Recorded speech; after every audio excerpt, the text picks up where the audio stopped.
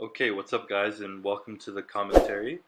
I decided to try something a little different today. I just brought my camera on a tripod, film myself, so if you guys like it, then let me know. If not, then also let me know.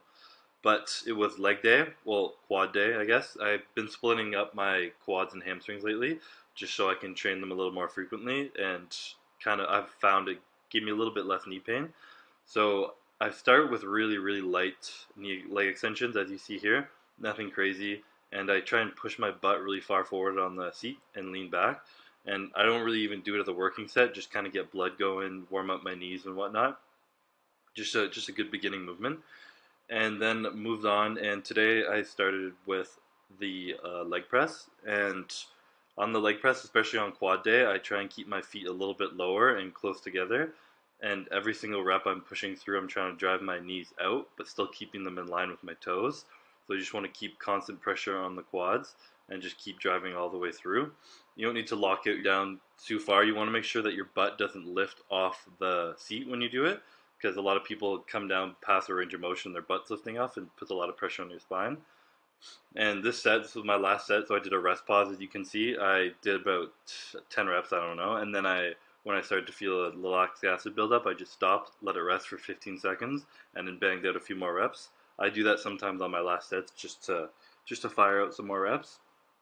After that, I moved on to this kind of pendulum hack squat type thing. I don't even know what they call it, but again, I have my feet pretty close together and at the front of the pad, and I'm trying to drive my butt so that I come straight down. My back is staying neutral and my butt's coming straight down, and I'm driving up and putting all the pressure on my quad. This one here I can feel pretty good in my teardrop, so it feels good. Another angle here, you can see my back is staying neutral the whole way. They're not going down too low to the point where my back starts to surround. You want to make sure that your spine's neutral and just keep it tight, you know? Yes, I realize that my calves have shrunk a lot. I'll finish off quads with a lot. They are a lot harder than you think, especially with the last few exercises I did. So every exercise I did before this I did 5 working sets. So the leg press and that hack squat, I did 5 working sets of probably about 10 to 12 with the one rest pause on the machine. And then when I do these walking lunges, I do 4 sets back and forth across like a long room like that, just to the point where the lactic acid build up, and then in the night. And after this, moved on to calves. Like I said, my calves have gotten rather tiny because I stopped training them for a while. When my knee pain was getting bad, it was just taking me so long to warm up my knees and just get in there and train legs that I neglected calves for a while. And I'm not genetically blessed with them, so they shrunk quite a lot. But they come back quick when I do train them. So I've been trying to hammer them out at least 3 times a week, pretty much every other day. I like doing movements where my legs are straight to start with, because it really gets a good stretch. I either this machine here, or I use a leg press so that you're bent and it gives a really good stretch in the calf. And I always just do a few focus reps and then bang out a lot at the end. So I was supersetting calves with hip adductors, I believe they're called. These are the good girls, as we like to call them. Don't make eye contact with anybody.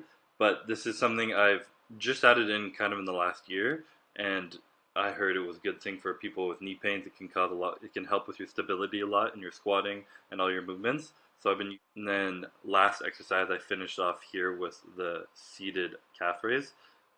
Again, start with the first few reps. I just kind of focus on getting a good stretch and contracting really hard at the top. You can see I kind of pause up there even.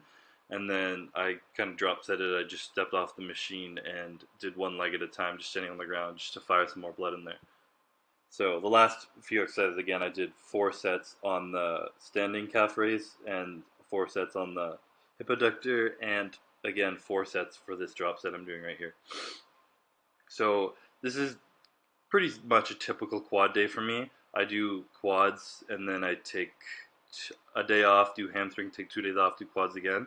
So it's not crazy weight, no crazy volume, but the frequency has allowed me to get my legs back, and they've been growing pretty good, so I'm happy with it.